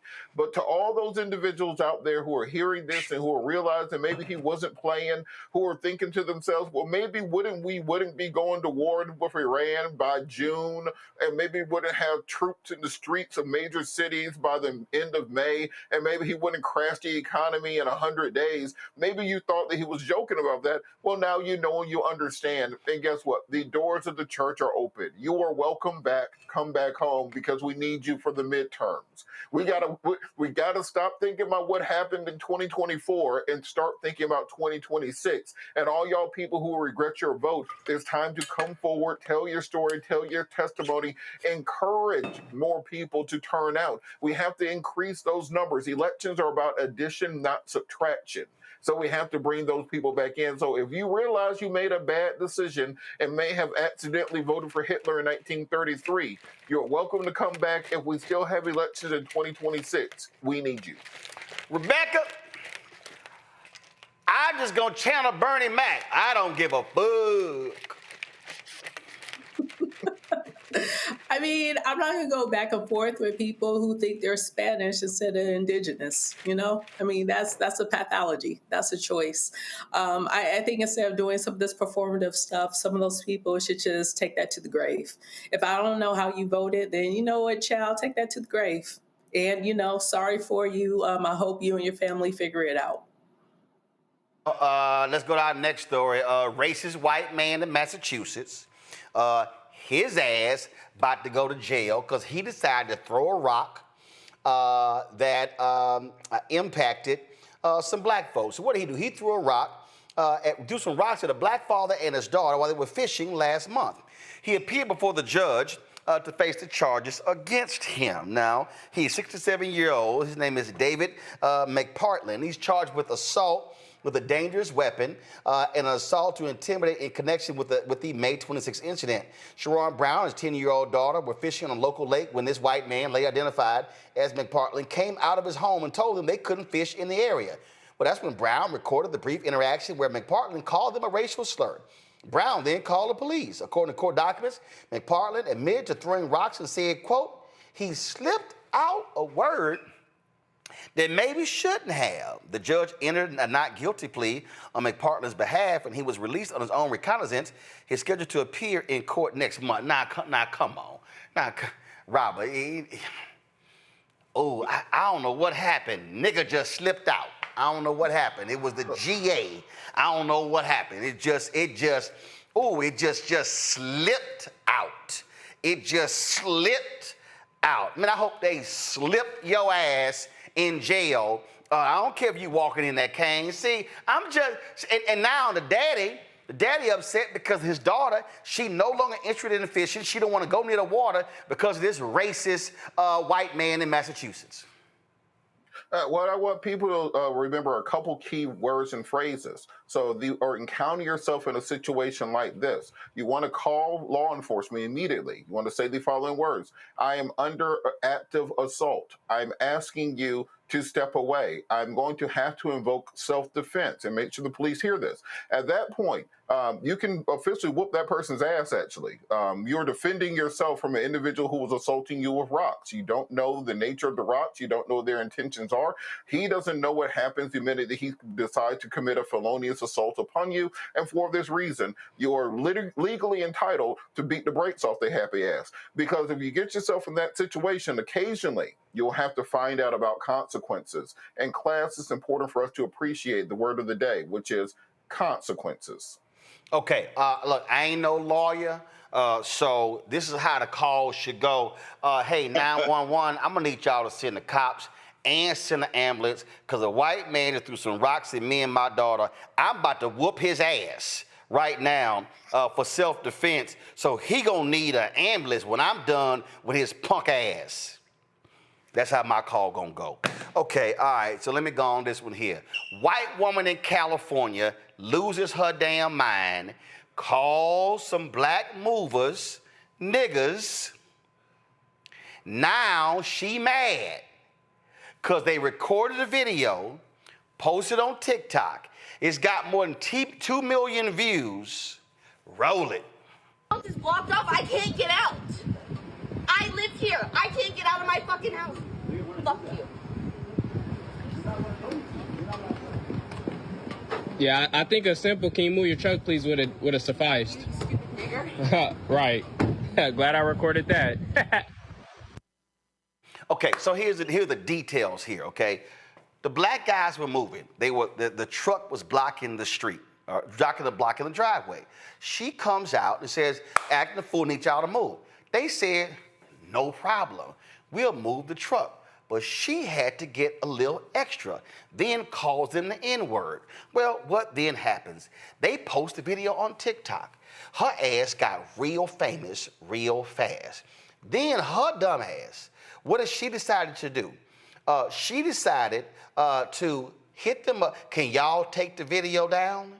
She got rid of all of her social media as well. No, When I saw the story, Rebecca, I was like, no, I think she needs to be more famous. Roll that shit again. House is blocked off. I can't get out. I live here. I can't get out of my fucking house. Fuck you.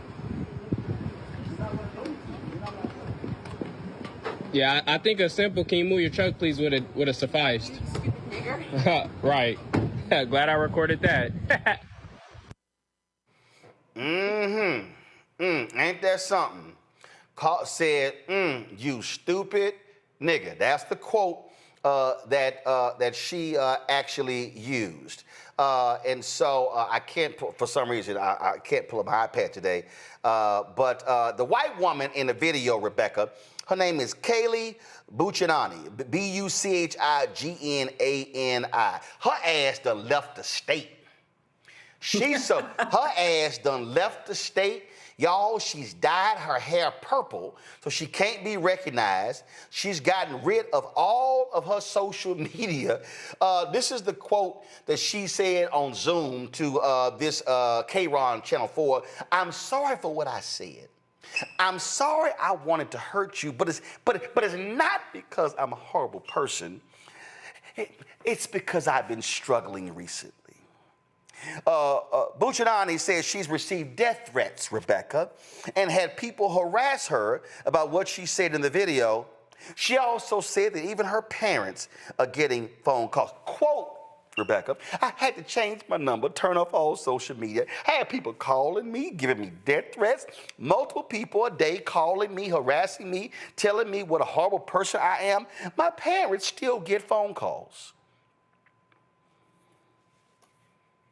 I'm sorry, it's above me now. I mean, I guess her parents should have raised her better.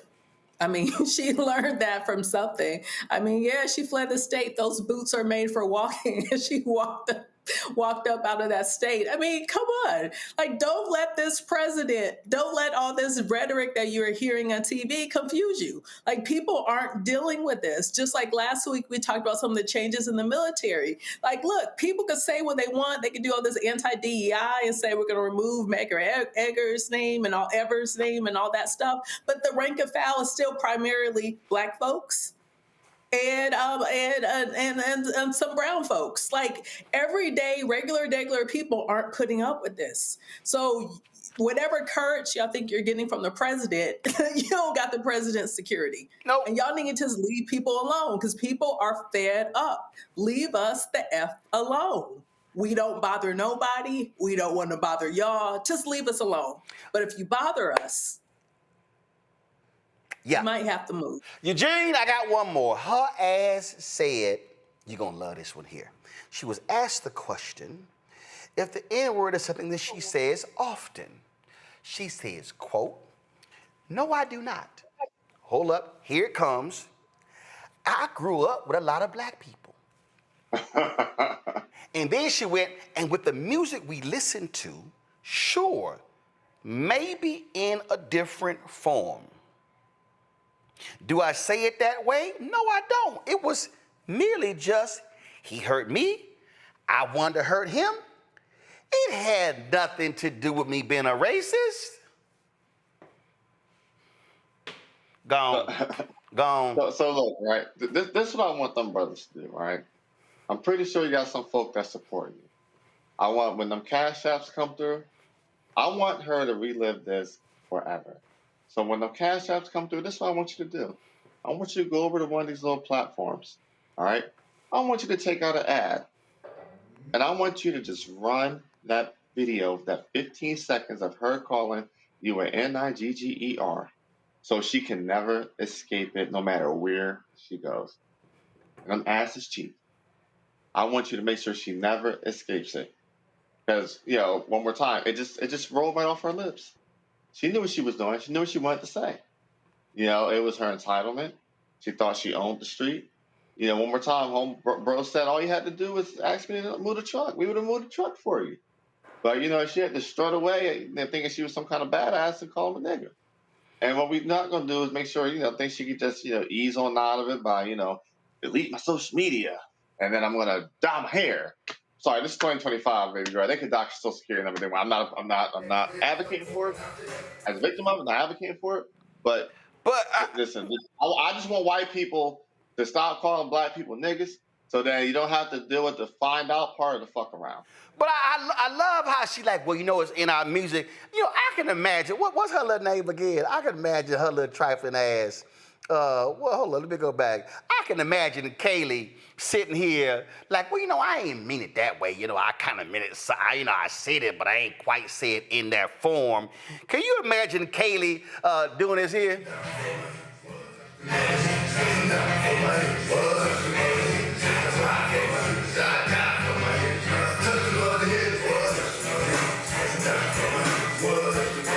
Girl, come on.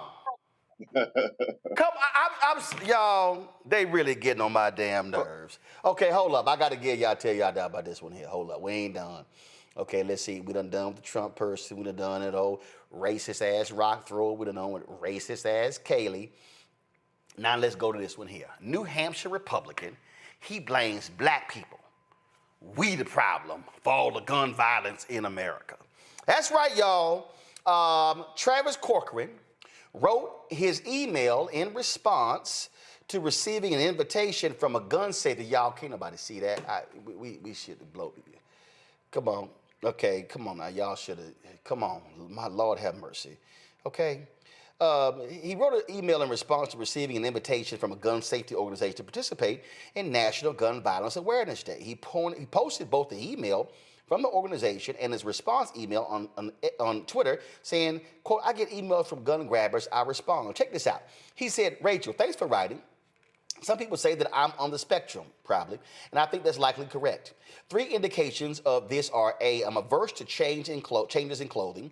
I tend to wear black t-shirts every single day. B, I'm quite interested in data and statistics. C, I'm unconcerned about the popularity or social respectability of the conclusions that I reach and the opinions I espouse. With regards to gun violence, I've done a deep dive on the topic, and all of the data that I read indicates that violence isn't associated with the presence of guns, but with the presence of African Americans.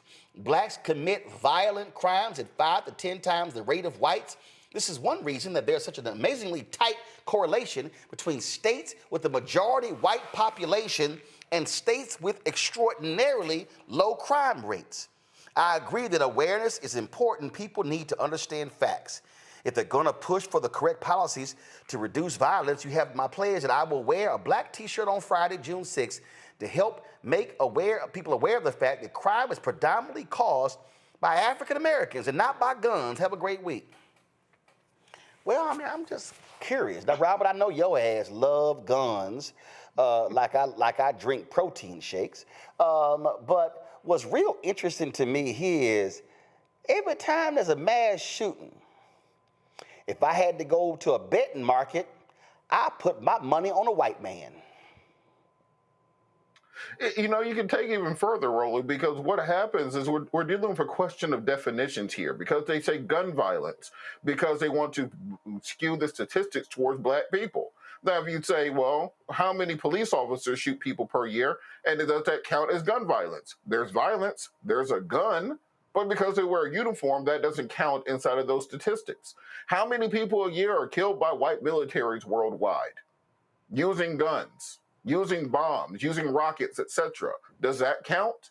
Are we to say that because of the European world wars from 1900 to 1945, 100 million people died? Because of that, can we simply say the Europeans, by their very nature, can't handle guns and that gun violence is correlated with that? These are the sorts of ridiculous things that we end up fighting against, and that these are the arguments that we are losing when we allow these conservatives to change the American educational system. When you allow them to come in and start saying we got to get rid of CRT, we have to get rid of DEI in education, we have to make sure we're doing this patriotic American version. What they're talking about is enshrining white supremacy in the consciousness of the next generation. They fear that the next generation does not believe enough in the mythology of America and the holiness and divinity of white Americans, and that's why they are changing this from the youngest going forward and calling anything else woke. This is nothing less than a fight for the minds, bodies, and souls of the next generation. And going back to the last story, this may not be the worst time for us to return to that conversation about why exactly we have the N-word in so much of music and entertainment in America.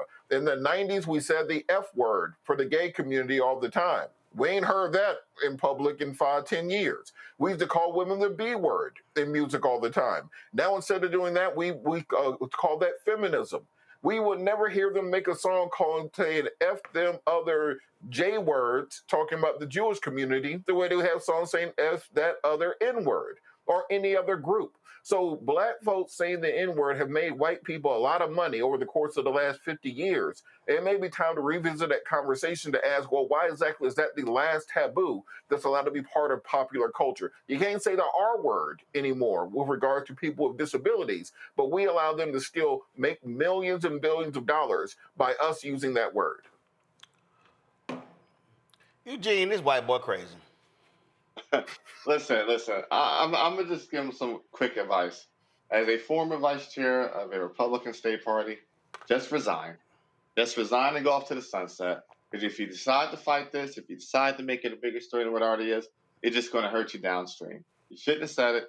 The statement is asinine because, hey, he said, oh, majority white. Well, guess what? There's no state in this country or territory that's majority black. There's no state that's majority black. All right.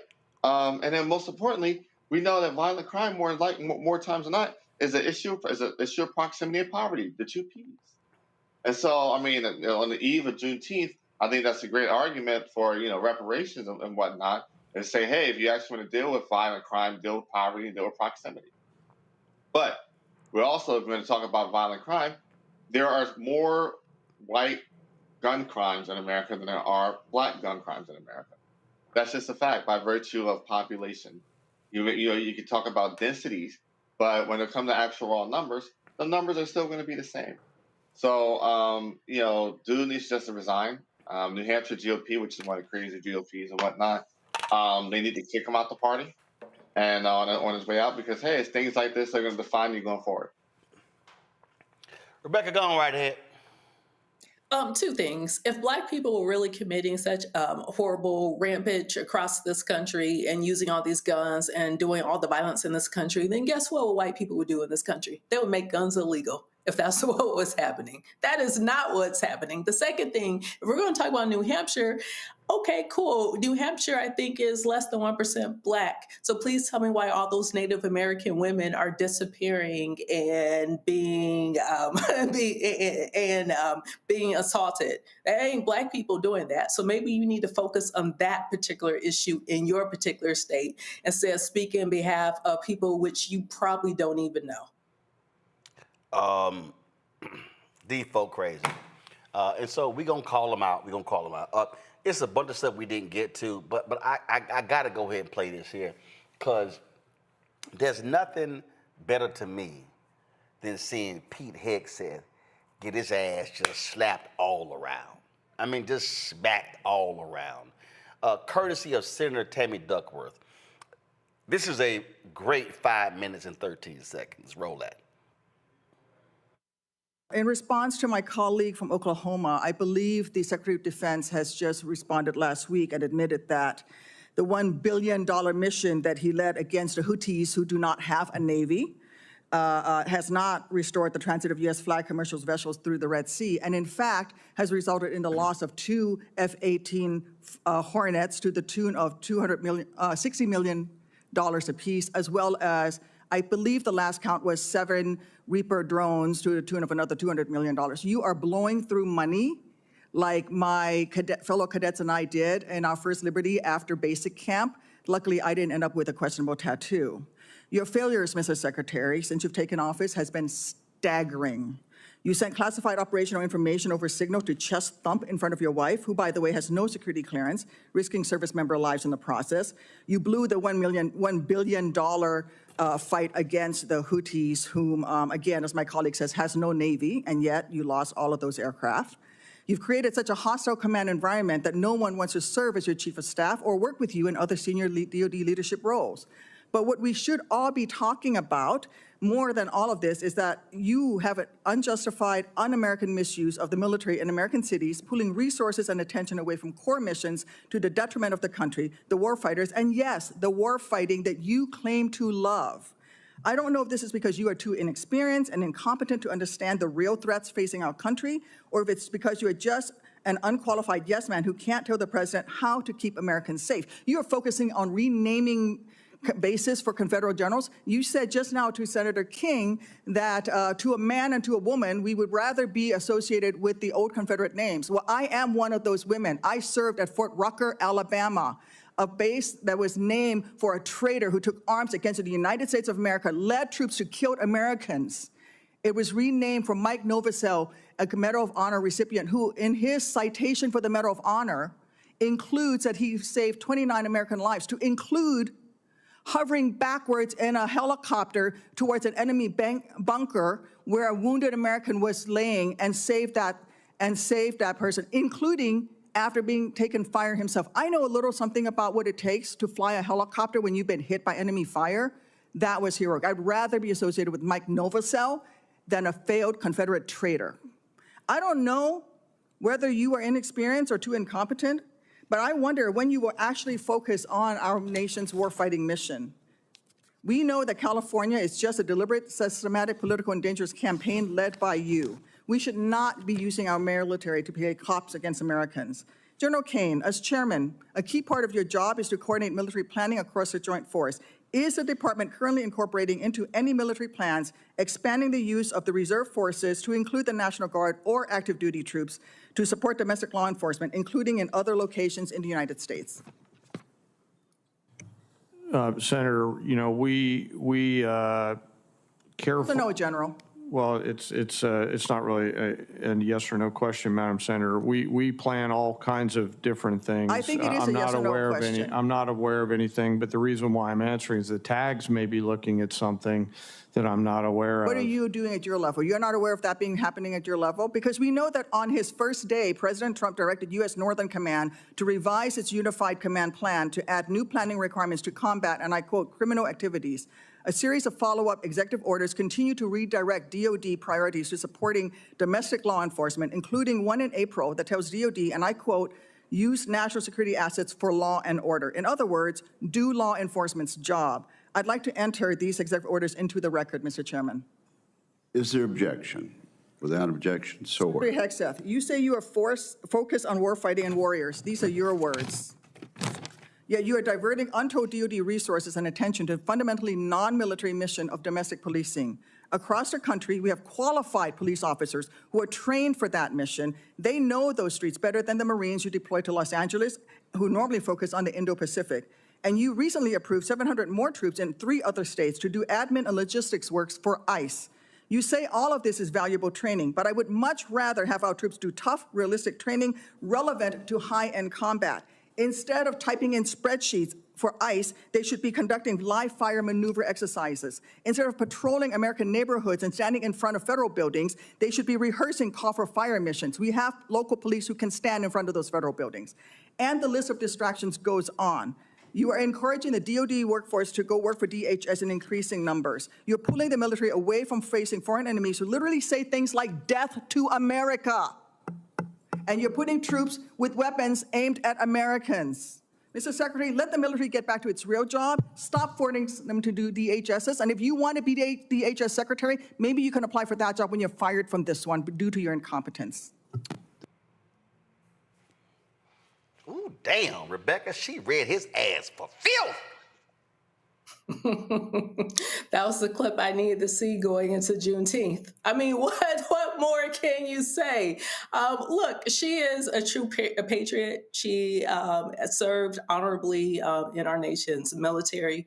And so when we talk about experts, that's what expertise looks like. So we saw a clear someone who is not an expert but has the position. And then we saw an expert. We saw someone who is very thoughtful when it comes to policy, especially around our military.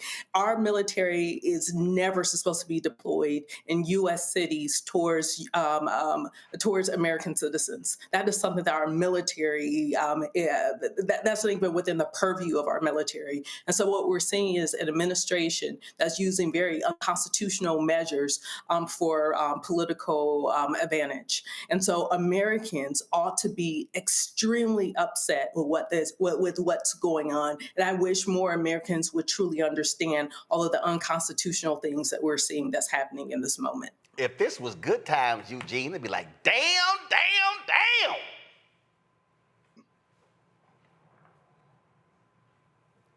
Eugene, if you're going to respond, your ass can't be on mute. My bad. Sorry, you're not gonna have it muting up, all right? You mute up, mute out. But I mean, it's like it's talk about getting the business clear. I mean, she essentially told him, she said, "Listen, we grew here, you flew here, and don't belong here, and we still gonna be here after they get your ass up out of here." Senator Duckworth, we appreciate her service to this country and her continued service to this country, because look, you need people like her that literally have the lived experience to be able to actually, deal with an out of control, Pentagon executive branch in real time. I believe she outranked him in service. I know now, of course, he's, SecDef. But, the thing is this, he will eventually be fired. Whether it's a botched response to eventual response to Iran or something else, Trump will eventually get rid of him. But it'd be senators like Senator Duckworth and others that'll still be standing strong afterwards. But she said, listen, you knew here, we grew here, you flew here, and we're still gonna be here when they get your ass up out of here. Bottom line here, that's the kind of heat. Look, he been a pompous ass on Capitol Hill all week, Robert. That's how you need to put that fool in his place. And for people who didn't watch the entire hearing, that was The entire hearing was like that, with people reading him the riot act. And this is why I encourage people to understand, don't look at the people at the top of the Trump cabinet. These are actors. He literally pulled half of them off of TV. They don't know anything about it. They are just there to go look on camera and do things. Dig down into the documents and find the undersecretaries, find the technocrats who you've never heard of. Those are the people who are really running the government. Do you really think they put the drunk guy from Fox and Friends Weekend in charge of a $1 trillion budget? No.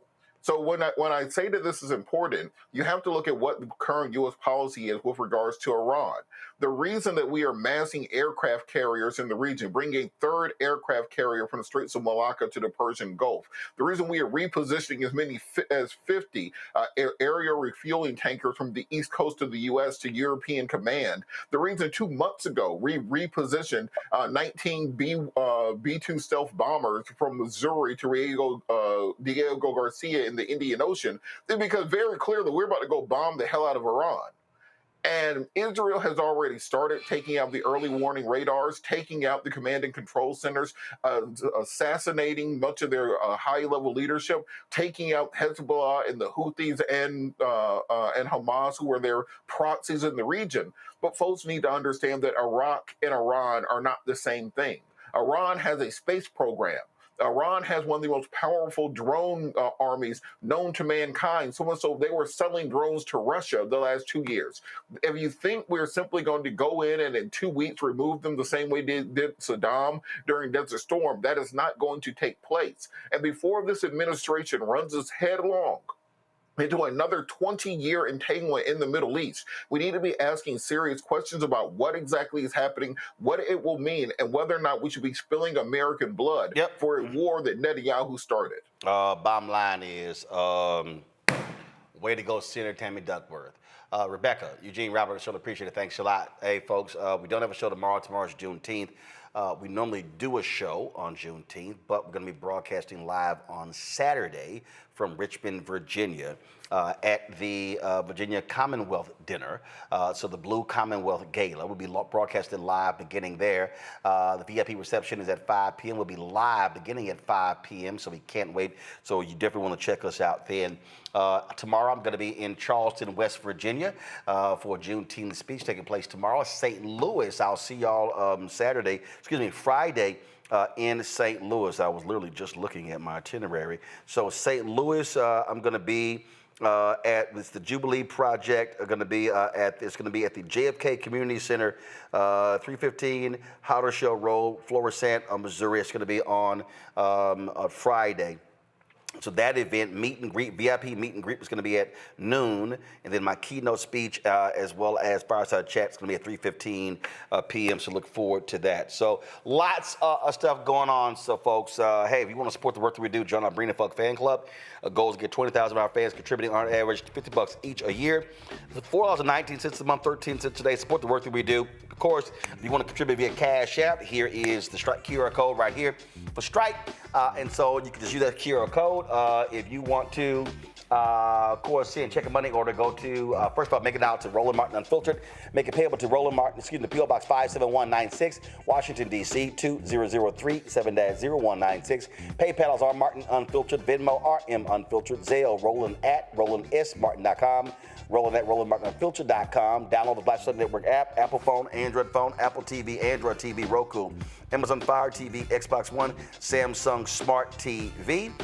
You, of course, also can be sure to get my book, White Fear, How the Browning of America is Making White Folks Lose Their Minds, available at bookstores nationwide. Get the audio version I read on Audible. You can also, of course, support us by getting our swag.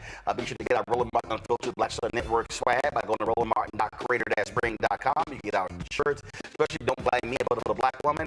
You can get all of that at rolandmartin.creator-spring.com. Don't forget, you can also, of course, go to support our black-owned companies. Go to shopblackstarnetwork.com. Shopblackstarnetwork.com to shop our marketplace for those products. And, of course, we want you to also get the app Fanbase. So that's right. Download the app Fanbase, Android, Apple. And of course, if you want to, of course, invest, get more information at startengine.com/Fanbase. Folks, that's it.